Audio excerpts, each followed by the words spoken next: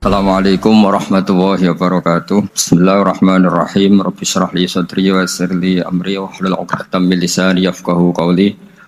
Allahumma shalli wa sallim wa barik ala sayyidina Maulana Muhammadin wa ala alihi wa sahbihi ajmain amma ba'du. Bahwa manusia dengan segala kelebihannya itu tujuannya hanya satu, mengertikan dirinya dan orang lain bahwa Allah itu Tuhan. Dan itu tugas siapa? Tugas para nabi. Sehingga pertama kali Nabi jadi Nabi itu setelah ketemu Malaikat Jibril di Gua Hira. Pertama yang dilakukan apa? Beliau naik ke Gunung Sofa, kemudian memaklumatkan ke keluarganya bahwa saya adalah sekarang seorang Nabi. Karena tidak boleh. Orang harus dikenalkan kalau Allah itu Tuhan. Kalau ada seorang presiden jadi presiden dilantik, beliau harus dimaklumatkan kalau dia presiden. Kalau ada menteri juga harus dimaklumatkan kalau dia menteri, supaya perlakuan orang lain jelas. Bahwa ini saya memperlakukan presiden, saya memperlakukan seorang menteri. Sehingga ini penting saya utarakan, urutan pertama terpenting di dunia adalah memaklumatkan kalau Allah itu sebagai Tuhan dan semua Rasul sebagai utusannya. Nah sekarang problem kita adalah karena kita orang Jawa, ngaku sugih itu rapi, ngaku alim itu rapi. Oke, kita sepakat etika itu dalam banyak hal juga baik, tapi itu tidak bisa dipegang banget. Karena kalau orang misalnya nyuwun sewu, kaya terus ibu-ibu miskin, nanti untuk BLT. Ya lucu tuh, misalnya Haji Hilmi terus untuk apa? BLT. Ini kan terus lucu. Jadi apa-apa kalau berlebihan itu efeknya naik. Misalnya saya ngaku bodoh, itu oke lah, itu tawaduk bagus. Tapi misalnya aku ngaku bodoh, terus orang mulang tafsir, gak mulang apa, terus tafsir diulang ngomong sing ra jelas. Kayak apa dosanya saya? Saya masih ingat di antara awal-awal saya kenal Pak Quraish Shihab, kata beliau, kita ikut dosa kalau yang mengajar itu tidak ahlinya, karena enggak karu-karuan. Sehingga apa? Dosanya orang alim itu apa? Kitmanul ilmi, menyembunyikan ilmu. Makanya ilmu itu harus dimaklumatkan. Tapi tentu tanpa khadun nafsi, bahwa orang itu enggak perlu ingin populer, enggak perlu. Saya enggak pernah ingin populer. Tapi saya ingin mempopulerkan ulumullah, mempopulerkan ilmu-ilmunya Quran. Jadi di antara sebabnya Nabi Ibrahim jadi Nabi adalah beliau pernah risau sampai punya gelar Khalilur Rahman. Beliau setelah menemukan Allah punya kerisauan, ya Allah sungguh dunia ini tidak fair. Engkau zat yang begitu penting, pencipta langit bumi, zat yang begitu perannya penting, kemudian orang tidak kenal engkau. Coba misalnya pekerja di Mubarak, nggak ngerti kalau Haji Hilmi itu ketuanya, itu kayak apa buruknya. Kamu nggak ngerti kalau presidennya Pak Jokowi, itu kayak apa buruknya. Kamu nggak ngerti kalau bapak kamu itu Karmen, itu kayak apa ngawurnya. Nggak ngerti status orang yang berjasa ke kita itu buruk sekali, apalagi nggak ngerti Allah Subhanahu wa Ta'ala itu betapa buruknya. Sehingga Nabi Ibrahim itu risau. Nak sampean kan risau kok roh, nak aku melarat wong ora gelem sedekah, jadi risau mikir dirinya sendiri. Misalnya seneng cewek, kok roh cewek iku nak aku seneng dik. Jadi itu egois sekali. Nabi Ibrahim itu yang diserisokan adalah Allah zat yang begitu penting, kemudian tidak dingerteni oleh mereka. Sehingga beliau mulai bikin cara untuk Allah dingertikan. Nah ini mulai ada masalah karena mulai bersentuhan dengan orang banyak. Beliau pura-pura sakit. Tanya, kenapa kamu sakit? Ini loh sedang berobat.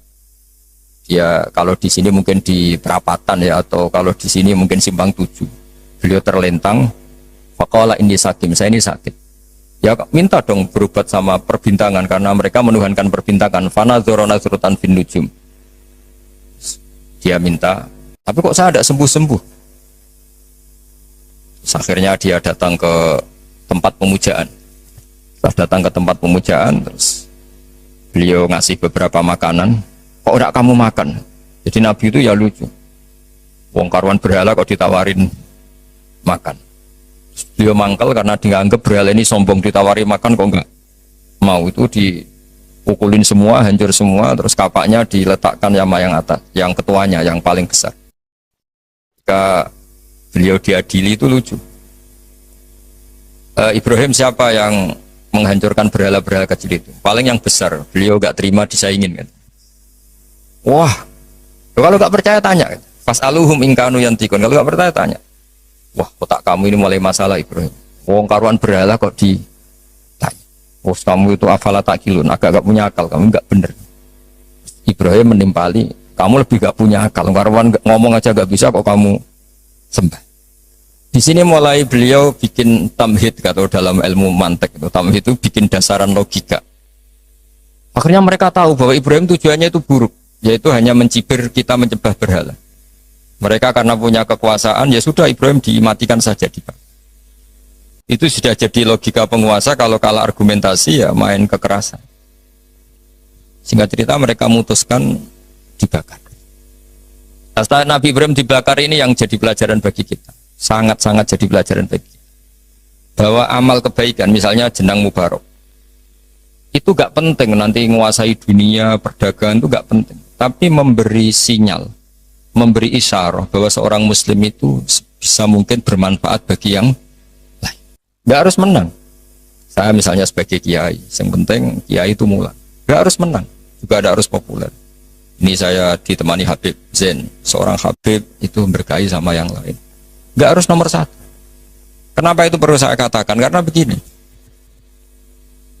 Ketika Nabi Ibrahim dibakar, ini dengerin, ketika Nabi Ibrahim dibakar, itu ketika api sudah begitu menggila ya, itu yang mau melemparkan Ibrahim jadi bingung, karena terlalu panas. Dilempar itu nggak sampai tengah, karena yang mau ngelempar sendiri sudah terlalu kepanasan. Singkat cerita, terus ada ide manjanik. Manjanik itu semacam ketepel besar. Itu idenya iblis itu.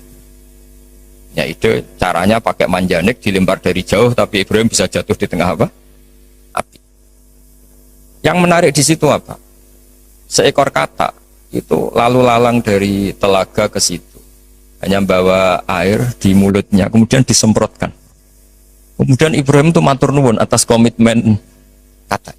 Karena padahal itu mesti nggak ngefek ya, pasti nggak ngefek sama sekali. Masa api sebesar itu kemudian mau dipadamkan oleh seekor katak. Nah, yang cicak itu datang ikut nyebuli, niupin supaya api tambah besar. Sebenarnya nggak ngefek juga, tapi kok mangkel loh. Makanya dalam sejarah beberapa riwayat, Sayyidah Aisyah itu pernah nembaki cecak, ya tentu pakai alat zaman itu. Karena untuk mengimplementasikan bahwa cecak itu hewan yang nggak bener gitu. Karena ikut dengan tanda kutip nyumbang membesarnya api. Padahal ya nggak ngefek juga. Itu kan sama jenengan di jalan ono wong idoni dari jarak 10 meter. Sampean mangkel gak? Mangkel kan meskipun nggak kena. Roh raimu malah jus kan mangkel padahal nggak kena. Sama, kowe ra duwe dhuwit ana wong senyum tuh seneng padahal ora nyafaati. Butuh dhuwit kok dikai senyum. Jadi semenjak itu ada satu fikih bahwa berkontribusi itu tidak harus menyelesaikan masalah. Tapi setidaknya tidak ada implementasi bahwa itu ekspresi kebencian atau kecintaan. Yang kata tadi ekspresi kecintaan sehingga beliau lalu lalang ingin ikut memadamkan apa? Api. Yang cicak tadi kurang ajar karena ikut. Sama, mungkin kita bikin mubarok food. Mungkin ya, saya tidak tahu. Mungkin kita tidak akan mengalahkan kekayaan Cina. Tapi setidaknya umat Islam berlatih wira usaha, sehingga lahirlah mubarok food yang banyak dengan bentuk yang berbeda. Sehingga umat Islam berlatih menjadi aktor, bukan objek.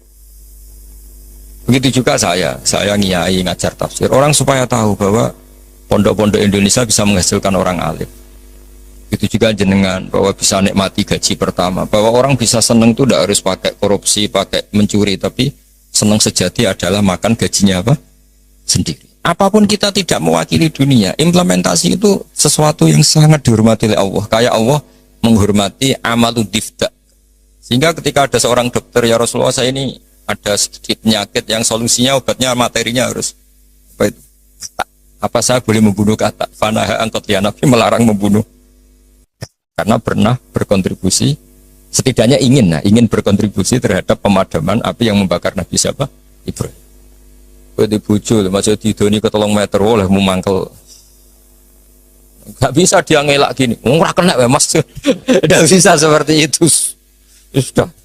Di antara yang membolehkan ulama kerso atau mau populer atau mau dimaklumatkan atau mau tampil adalah awalun nubuwah itu dimulai dari at-tahaddi. Jadi semua kenabian itu dimulai dari memaklumatkan ke publik bahwa seorang Rasulullah Muhammad SAW, juga semua nabi itu harus memaklumatkan diri kalau beliau itu nabi. Nah sebetulnya itu juga seterusnya, orang alim, wali, itu juga habib, itu juga harus memaklumatkan diri kalau beliau itu habib. Tentu tidak harus dengan lisan, tidak harus dengan apa, tapi yang penting memaklumatkan. Kenapa itu penting? Kita bikin analogi. Saya bikin analogi dulu. Misalnya Anda punya istri sedang hamil. Anda tahu di situ ada klinik persalinan atau dokter bayi atau dokter untuk menangani orang-orang hamil. Itu Anda ngerti karena apa? Karena plang ya, karena tanda itu. Di situ ditulis dokter kandungan siapa atau klinik persalinan atau bahasa kerennya klinik korban lelaki. Itu menjadi tahu karena diberitahu. Begitu juga kita konsultasi sama dokter psikologi, kita tahu karena ada tulisan dokter psikologi dan seterusnya. Kemudian kita kuliah juga gitu, menjadi tahu kalau itu UGM, UII atau UI juga karena tulisan atau karena maklumat. Nah harusnya memberitahu kalau Anda orang alim atau Anda wali atau apa itu boleh dengan makna yang positif bahwa ini maklumat. Nah kaitannya dengan Nabi Ibrahim alaihissalam, beliau itu pernah munajat dan ini awal beliau bergelar Khalilur Rahman, kekasihnya Allah. Beliau itu pernah munajat sama Allah sambil bergumam gremeng lah kira-kira, tapi gremengnya Nabi ya jadi wiridan itu. Kalau gremengnya sampean jadi laknat itu. Ini gremengnya Nabi tapi bergumam. Ya Allah, dunia ini tidak fair. Engkau zat yang begitu penting, paling berpengaruh, yang menciptakan langit bumi, kemudian engkau tidak diketahui. Bayangkan misalnya kalau seorang presiden jalan di kanan tersinggungnya, Masya Allah. Seorang raja Arab Saudi kenalan sama orang, terus orang itu tanya, jenengan dalamnya pundi, itu kan tersinggung. Aku sing di Arab Saudi buat takoi. Begitu juga seterusnya. Ada Gus besar misalnya di pondoknya, terus orang tanya, jenengan dalamnya pundi, aku sing di pondok. Sama Haji Hilmi misalnya ditanya, saya mau ke Kudus cari jenang Mubarak, ya jenengan sinten. Bukan nanya uang, sing duwe cidaran tak jenengan sinten. Sehingga Nabi Ibrahim itu tersinggung setersinggung-singgungnya karena beliau seorang Khalilur Rahman. Ya Allah, dunia ini tidak fair. Engkau zat yang begitu penting, kemudian orang nggak tahu tentang kau. Makanya ya maklum kan zaman itu kan orang masih kafir, menyembah batu, menyembah berhala. Orang nggak menyebut Allah, nggak menyebut Tuhan. Akhirnya beliau ngendikan, Innahu ya Rabbi la yahzununi an la ara ahadan fil ghairi fil ardi ya'buduka ghairi. Memang itu saya hafalkan ya. Innahu la yahzununi. Jadi innahu pakai inna, masih pakai lam taukid. Innahu la yahzununi, sungguh sangat menyusahkan saya. Ada yang baca la yuhzinani sama ya, karena dalam qiraah sab'ah ada fala yahzunka qauluhum, ada qiraah fala yuhzinka qauluhum.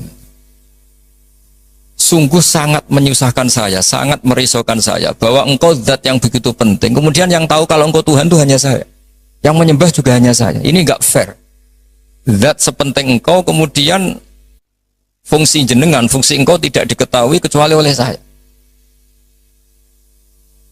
Itu kan ibarat misalnya ada tadi, Anda yang punya Alphard saja darani tukang parkir kan juga tersinggung. Mungkin di Alphard kok darani tukang parkir. Nah, karena Nabi Ibrahim itu seorang nabi, ketersinggungannya bukan urusan pribadi, tapi urusan Allah Subhanahu wa taala. Makanya dalam sebuah riwayat, saya ulang lagi, dalam sebuah riwayat, ketika Allah teng hadits qudsi, kuntu kanzan makhfiyan fa aradtu an u'rafa fa khalaqtul khalqa liya'rifuni. Kata Allah, saya sebelum menciptakan makhluk pun sudah Tuhan. Andaikan Allah tidak menciptakan langit bumi juga sudah Tuhan. Andaikan Allah tidak menciptakan surga dan neraka juga sudah Tuhan. Karena ketuhanan Allah itu hakikat, bukan karena apa-apa. Memang dia Tuhan. Tapi kata Allah, tapi saya ingin dikenal. Kemudian maka saya ciptakan makhluk supaya mengenal saya. Maka masyhur kalau dalam semua ilmu tafsir, dari semua ilmu tasawuf, wa ma khalaqtul jinna wal insa illa liya'budun, saya tidak menciptakan jin dan manusia kecuali mereka beribadah kepada saya. Itu hampir semua mufassir menerangkan illa liya'budun illa liya'rifuni, supaya mereka ngerti saya. Karena awal menyembah itu dari tahu. Kamu tidak bisa menyembah sesuatu yang kamu sendiri tidak tahu. Makanya guru-guru kita zaman kita ngaji di mana saja itu awal wajibin alal insani ma'rifatullah, karena untuk bisa nyembah Allah dimulai dari tahu. Maka illa liya'budun illa liya'rifun, supaya mereka kenal saya. Sehingga karena makna ibadah di situ adalah mengenal Allah, mbok wong ibadah ngetok rino wengi masih afdal orang alim. Karena orang alim ini orang yang mengenalkan Allah Subhanahu. Saya hari ini tadi saya belajar banyak tentang tafsir tentang Nabi Ibrahim, bahwa agama ini kata Rasulullah SAW memang diidentikan ya, tentu Nabi Muhammad SAW tetap Sayyidul Awalin wal Akhirin, Sayyidul Anbiya. Tapi agama ini diidentikan dengan anit tabi' millata Ibrahim hanif, bahwa kamu Muhammad harus mengikuti Nabi. Sehingga ketika kita bersolawat sendiri harus kalimatnya Allahumma sholli ala sayyidina Muhammad wa ala ali sayyidina Muhammad kama shollaita ala sayyidina Ibrahim. Jadi Nabi Ibrahim tetap dianggap master, bahwa ya Allah engkau bersolawat ke Nabi Muhammad sebagaimana engkau bersolawat ke Nabi Ibrahim. Karena Nabi Ibrahim ini yang bapak tauhid, millata abikum Ibrahim. Ibrahim itu cara bertauhid bukan sekedar adu argumentasi, tapi beliau berpikir jangka panjang. Misalnya sekarang kita bicara apa ini kalau miladnya sudah berapa, 110 tahun, jadi sebelum kemerdekaan.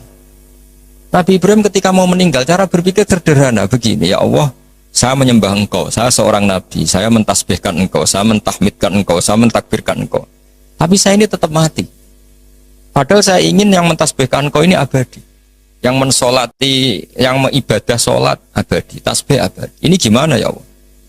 Solusinya apa? Ya Allah, saya ini harus punya turunan yang menjaga tradisi ini, yang menjaga keluhuran ini. Sehingga beliau nangis itu ingin punya anak soleh itu bukan karena beliau nanti kalau nggak anak soleh itu gimana, enggak. Gamane nangisi nasibnya agama ini gimana kalau saya tidak punya anak, tidak punya cucu yang soleh. Barokahnya itu pula nggak ada nabi setelah Ibrahim kecuali ada darahnya Nabi Ibrahim.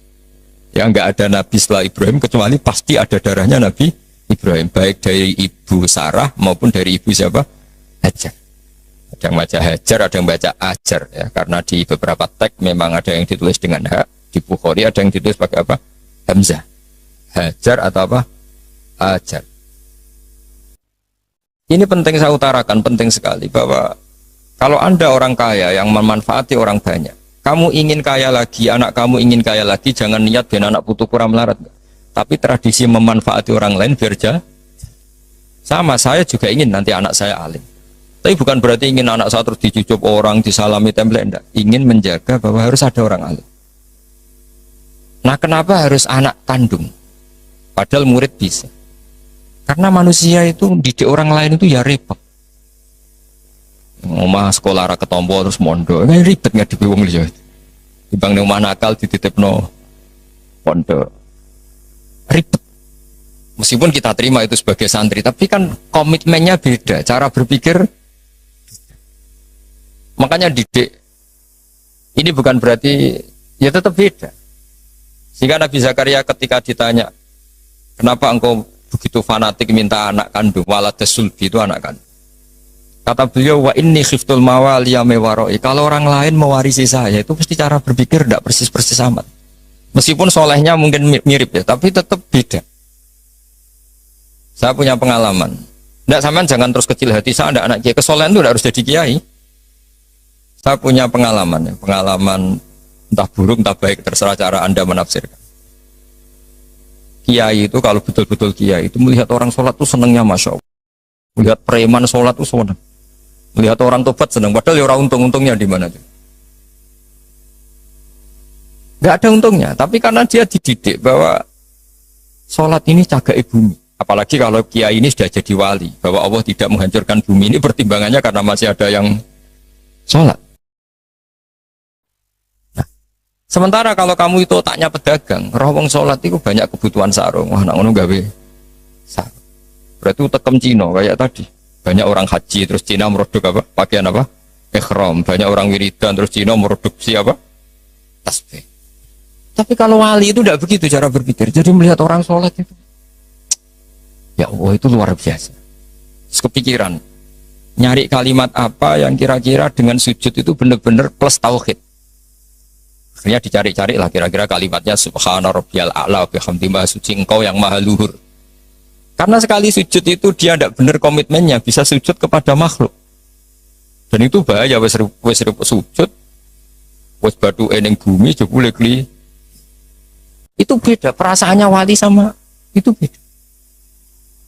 Kalau kamu pedagang kaya terus wali itu mesti gini, saya ingin jadi orang kaya pedagang. Ben wong Islam itu mburoh wong sing sholat. Kayak apa hinanya kita, misalnya sampean apal Quran, iso ngaji maca Fathul Mu'in, terus dimajikan sing ora cewek, tersiksa enggak? Kayak apa tersiksanya? Dua atasan man lam yusolli walam yasum. Tapi nak kowe sugih mau diniat paling kan ana santri melarat tuh buruh ning aku sholat, aku zakat, aku poso. Jadi solihun tahta yadi solihin wong soleh, buruh ning wong. Itu beda.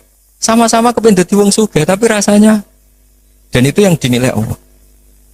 Saya kenapa ngaji di mana-mana bawa kitab? Setidaknya orang itu lebih terhormat ngaji Mbak Nawawi, kitabnya jelas. Sanad saya jelas, saya ngaji Mbah Mun, ngaji bapak saya, ngaji keluarga Kudus, keluarga Kajen. Istifadah, saya jangan ngaji betul memang sama Mbah Mun. Ya, kalau istifadah ya dari berbagai kiai. Orang itu terhormat. Jajal misalnya aku ngaji sampean ngaji ning Kudus, nggo primbon. Itu Haji Hilmi kan tersinggung, sebab piye disowan terus cerita komik. Oh kan gak mutu kan?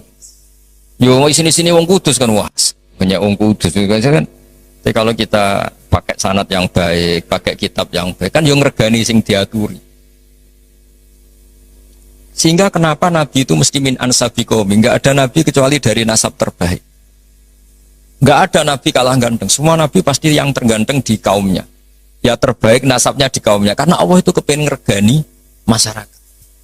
Misalnya kayak di Nabi terus keriting, pesek, ya ribet. Senajan to soleh.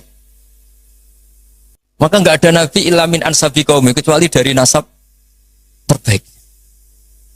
Jadi kadang-kadang orang salah paham, wah ini nasab enggak penting, ya penting sekali. Justru dengan nasab ini masyarakat terhormat. Punya Nabi dari kasta terbaik, dari marga terbaik, dari kultur terus wajahnya juga ajmalan nas. Makanya wa kana Rasulullah sallallahu alaihi wasallam ahsanan nasi khalqau wa khuluq. Nabi itu pasti yang paling ganteng. Enggak boleh Nabi pesek itu aja enggak boleh. Apalagi yang lain apa enggak boleh. Tidak usah disebut jadi fitnah. Pokoknya enggak boleh Nabi. Kalau cucunya kalau yang ganteng. Jadi Nabi itu begitu. Saya dulu ya mikir kenapa sih Nabi harus paling ganteng, paling bernasab. Tangan-tangan ini saking baiknya Allah, karena Allah ingin selain Nabi ini orang pilihan, supaya umat ini terhormat kan. Oh senang Kang di Nabi ganteng. Yo gagah. Terus punya kultur yang baik. Kultur yang baik misalnya ditandai minimal yang kita kenal, tidak waladuz zina. Ya tidak waladuz zina. Sehingga Mbah Mun sering cerita ke saya. Kitab Madaih ini kata Mbah Mun, kitab Madaih itu macam-macam. Ono sing khas ilmiah, yaitu arbar janji. Ono sing khas isek bronto ning pangeran, yaitu Dibak dan Simtud Duror. Dan beliau begitu ta'aluk sama kitab berjanji, kitab Simtud Duror, ya kitab Dibak. Saya kemarin baca Dibak, puasa juga baca. Saman perhatikan ketika ulama dulu memuji Nabi. Di antara pujian yang disebut apa?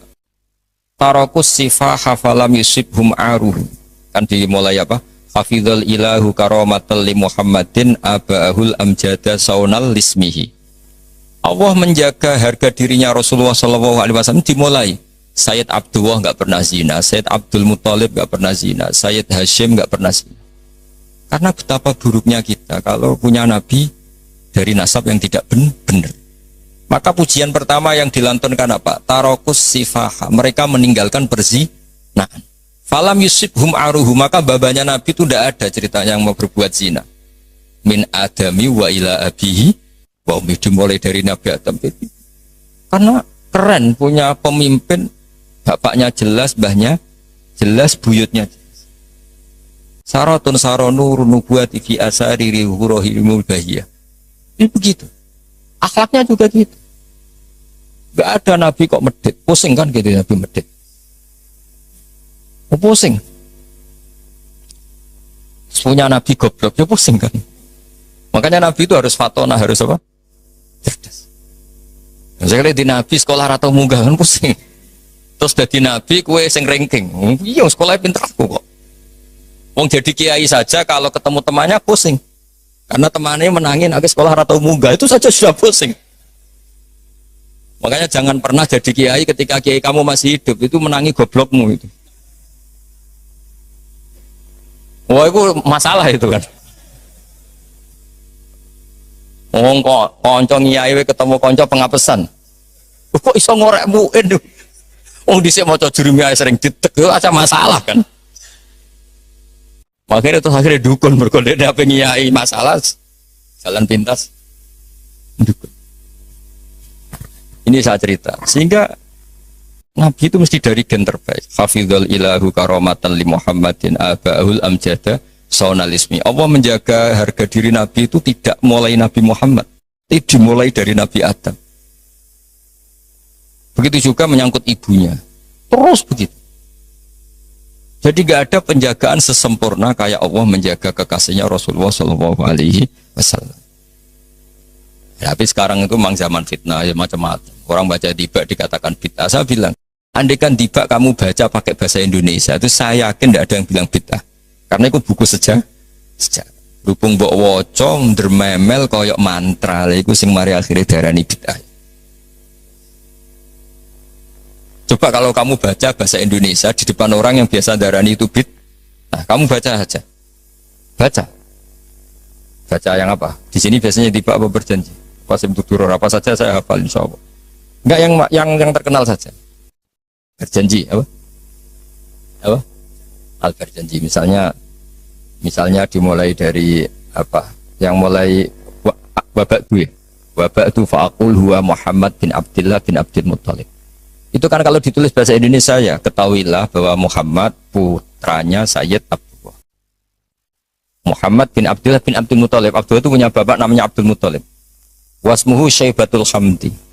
Sayyid Abdul Muttalib itu nama lainnya adalah Syaibah. Kila itu ketika beliau lahir sudah beruban. Syaibatul Hamdi, orang beruban yang sering baca tahmid, baca Alhamdulillah.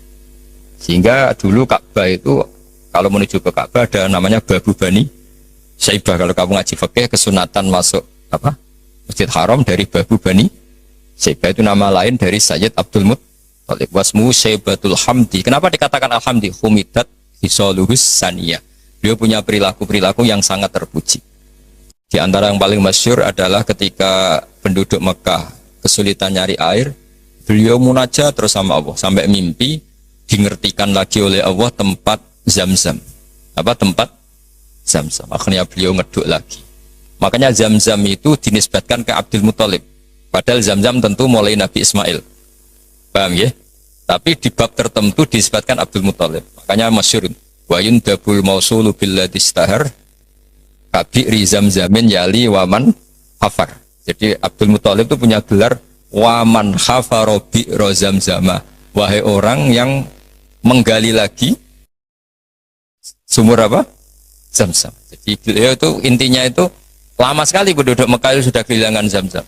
Abdul Muttalib munajat. Akhirnya karena beliau min dzurriyyati Ibrahim dingertikan Zam-Zam. Makanya kata Alfiyah apa? Wa yundabul mausulu billadhi istahar kabi'ri Zam-Zamin yali waman hafar. Sudah kita terjemah saja. Abdul Muttalib nama lainnya adalah Syaibatul Hamdi, orang tua yang selalu muji Allah. Kenapa terpuji? Karena semua perilakunya termuji. Wasmuhu Syaibatul Hamdi humidat hisoluhus saniyah. Ibnu Hashim. Ya terus begitu.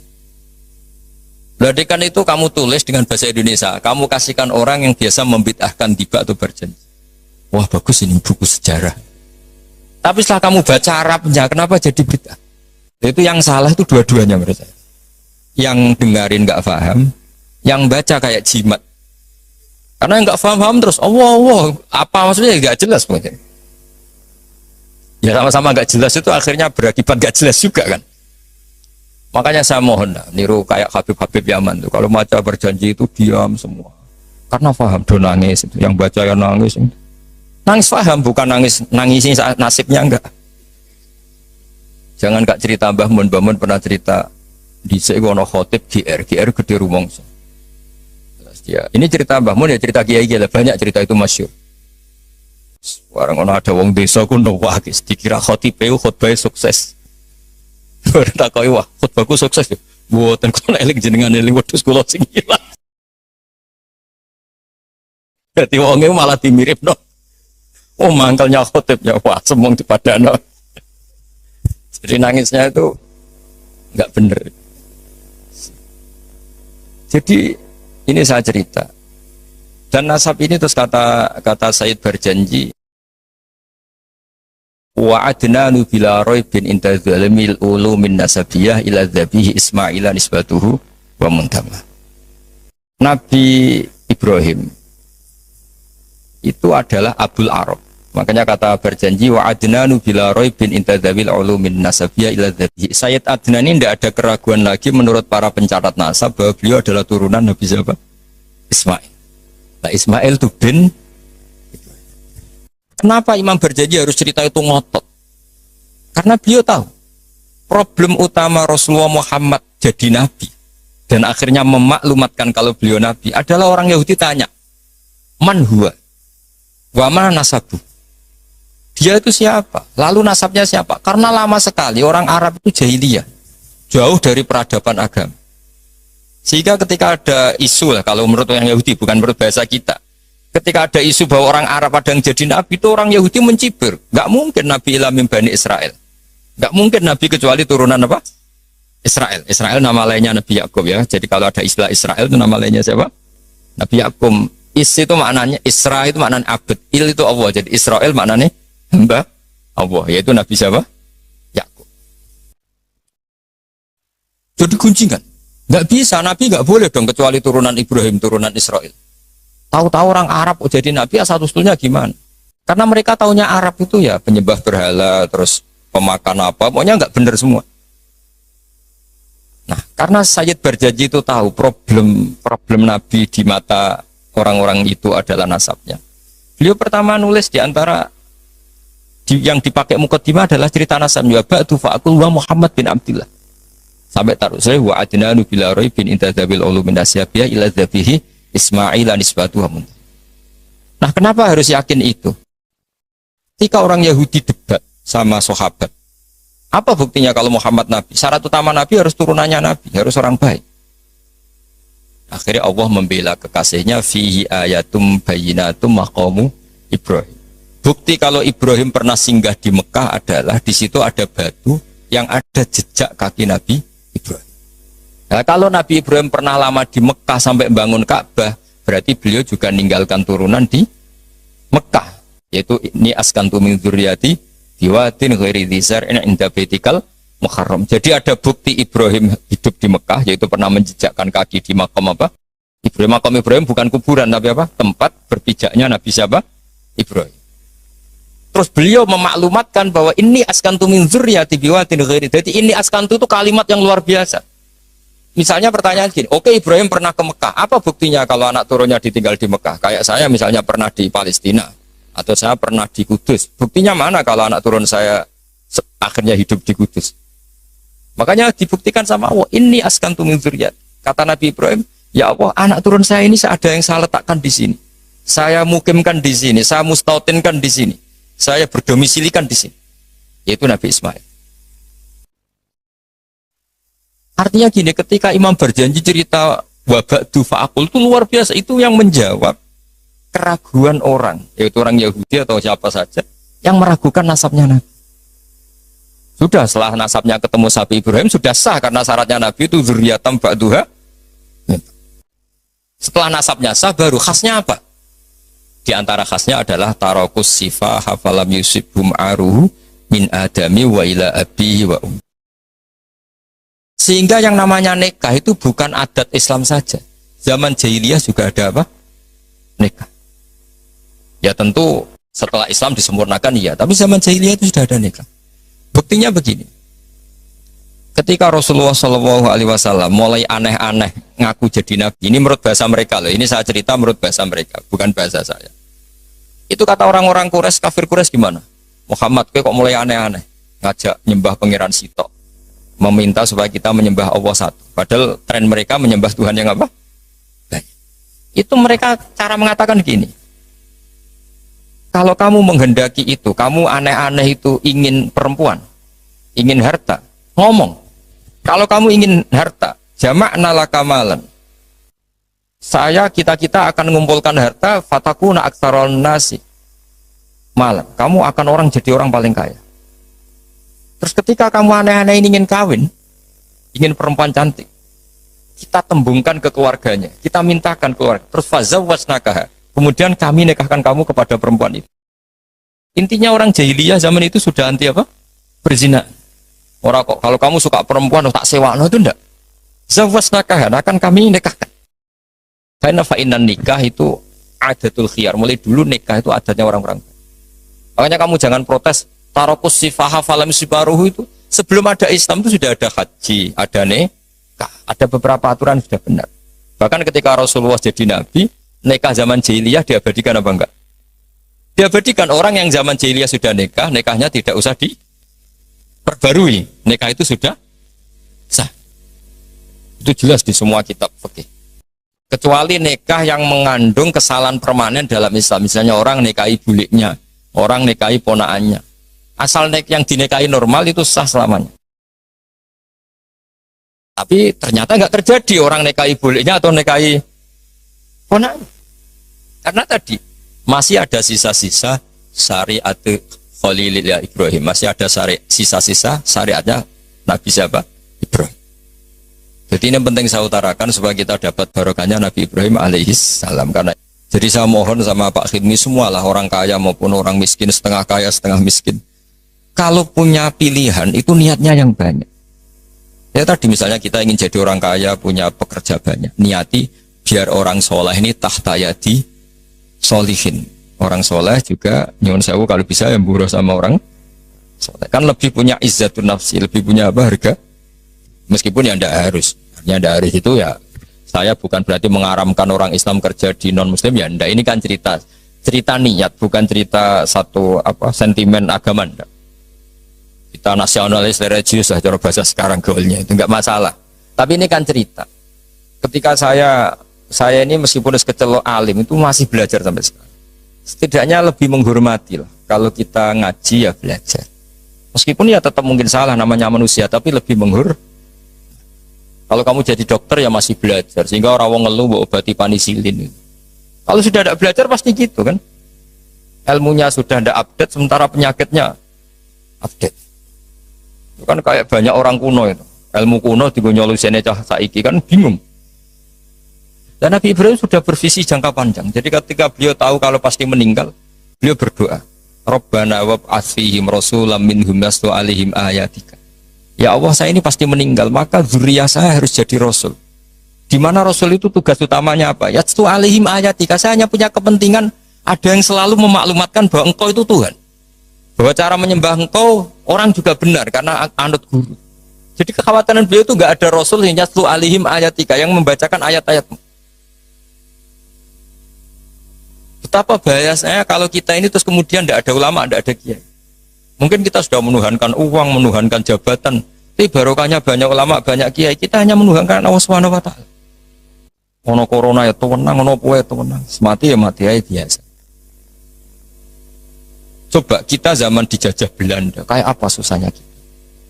Itu orang-orang kita dulu ya bahagia dan banyak istrinya banyak padahal zaman itu. Padahal zaman sekarang aja susah, zaman itu sudah. Coba kita kuno-kuno itu. Istrinya rata-rata satu apa banyak? Padahal zaman dijajah. Artinya nikmatnya Allah itu nggak kurang pasal. Yang bahagia ya banyak. Sekarang zaman modern yang susah juga. Itu kalau kata Mbak Mun, pangeran tetap sitok. Jadi pangeran tetap Allah. Nggak usah kamu teliti dunia, podo yang pangerannya podo. Artinya mulai Nabi Adam sampai kiamat, ya ono seneng, ono susah, ono kasil, ono rakasil. Itu rasa buat teliti, terus ngono mesti ngono. Jadi kira usah penelitian zaman Nabi Adam, kok polanya sama, ada yang tertawa, ada yang menangis. Ya ada saat tertawa, Hubungan mbek bojo mbok teliti satunya podo. Kadang yang mesra, kadang yo tukaran. Ya sudah sama. Kancanan yang ngono, kadang seneng, kecewa, itu ngono. Akhirnya kita belajar dari itu ngelmoni. Termasuk akhirnya ada Imam Syafi'i, ada yang ngarang hikam. Cara ngelmoni itu ya lucu lama itu. Malah enak digedingi wong akeh, ora diutangi. Yo kira-kira yang utang Haji Hilmi itu yang kenal apa yang gedeng? Yang kenal, orang kenal juga gak baik. Makanya kata Imam Syafi'i ditanya, orang sehebat jenengan ternyata yang benci banyak. Imam Syafi'i jawabnya enak. Waman asa'a ilaika faqat atlaqaka. Sebenarnya orang benci kamu itu positif. Minimal gak utang kue. Kowe tahu nyileh mobil wong sing mbok gedingi. Tapi nak kowe akrab mek Haji Hilmi bahaya iso nyileh Alphate, nyileh macam-macam. Jadi enteng saja ulama. Ada orang cerita Imam Syafi'i. Imam Syafi'i orang yang tadi nyucup jenengan, hormat jenengan, ternyata setelah di luar ngerasani jenengan. Itu gaya-gayaan tok hormat jenengan, setelah di luar ngerasani jenengan. Imam Syafi'i ini alhamdulillah. Berarti aku wibawa ning arep Purawani. Jadi dianggap enteng saja. Karena apa? Ya orang dulu itu ya sudah munajatnya sama Allah sudah. Hikam yang ngarang hikam ini cerita bahwa harus dielmoni. Hikam itu malah lebih gampang lagi. Ketika Allah memberikan apa yang kamu inginkan, itu berarti mata a'toka asyhadaka birrah. Ketika Allah memberikan apa yang kamu inginkan, maka Allah ingin mengertikan kamu bahwa Allah itu zat yang baik. Sehingga kamu minta apa saja dikasih. Wa mata mana'aka asyhadaka qarra. Ketika Allah menghalangi yang kamu minta, asyhadaka qarra. Bahwa Allah menunjukkan saya ini Tuhan, nggak bisa kamu dikte-dikte. Lho kowe di pangeran terus nurut terus mbek kowe iku yo ora gaya. Pangeran kok nurutan, itu kerennya di mana coba? Pangeran yo gagah kudu al-qahar, zat yang nggak bisa diatur. Jadi kan ndonga ora disebadani nggih Gusti top jenengan. Ora kena dirayu, ora kena diatur, atur. Wes pangeran tenan jenengan. Misalnya pangeran nurut terus iku pangeran tak budak kan gitu. Makanya Allah tidak hanya punya sifat Rahman Rahim, itu Al-Jabbar, Al-Qahar. Jadi segampang itu. Lho di pangeran terus nurut mbek kowe kan. Aku lah kecewa. Mesti protes lho. Diuncang ngono kok jenengan tuh. Jadi enteng saja ulama dulu muamalah sama Allah. Mata atau ka'asyadaka birra. Ketika Allah memberi kamu, anggap saja Allah mengenalkan ke kamu bahwa dia zat yang terbaik. Wa mata mana aka asyadaka qarra. Ketika Allah tidak nuruti karep kamu, Allah itu ingin menunjukkan ke kamu, aku itu pangeran. Tetap yaf'alu ma yasha. Enak ya pangeran buat atur-atur. Nah, nurut aku, ora aku sing nurut kowe kan gitu. Coba keren mana punya Tuhan yang begitu sama yang nurutan. Coba. Keren mana? Keren sing Allah tetap yaf'alu ma yasha. Tapi kalau ilmu ini tidak kamu perbarui terus dengan ilmunya ulama, maka kamu akan menganalisis Allah dengan cara kamu sendiri. Oh, jari apian, jadi aku jaluk ora dituruti. Wah, setan amoh. Jadi ulama dulu itu asik gitu. Coba saya itu termasuk kiai muda yang nggak mati, bukan karena saya apa. Rasulullah tuh kalau ngajari melihat kehidupan kematian tuh rileks. Ya Allah, kalau saya hidup, ini ngajari ke kita ya. Anggap saja ini peluang untuk menambah kebaikan. Kalau saya mati, anggap saja itu akhir dari segala keburukan. Makanya saya itu tidak pati takut mati. Coba hidup kita ke depan. Meskipun a'udzubillah min dzalik, potensi zina, potensi korupsi. Yang sudah korupsi, potensi korupsi lagi. Yang sudah kadung zina, potensi zina lagi. Yang bisa ngakhiri itu apa coba? Mati. Jadi kalau melihat gitu mati, kalau kamu mau mati, matur nuwun Gusti, mpun niki terakhir kula mun mboten saged elek malih. Matur nuwun.